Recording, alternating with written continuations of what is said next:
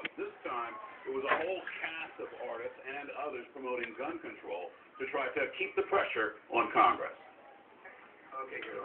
Stars speaking out in Washington. It's the latest push by gun control groups to lobby the Congress. Doing nothing will fail. Doing nothing has failed. If we as a people don't act after Sandy Hook, then we as a people are broken. I'd like assault weapons eliminated. Damn, they got Tony Bennett. That's grimy.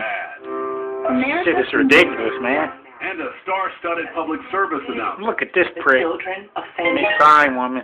demand a plan. All part of a high-profile campaign by Mayors Against Illegal Guns to demand a plan from politicians Criminal News in the wake of Network. the Sandy Hook shooting. You gotta love it. Like this, we usually expect that for about a month the public will be paying a lot of attention and it's possible to get some work done.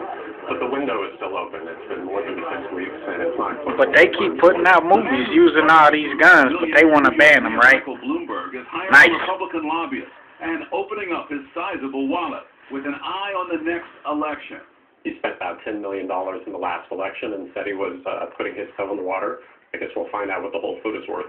And Mayor Bloomberg is getting help from former Congresswoman Gabby Giffords and her husband, Mark Kelly, who launched Americans for Responsible Solutions to counter spending from the NRA. They have a goal of $20 million for the 2014 campaign. But even with money and star power, it's still unclear if Congress is listening.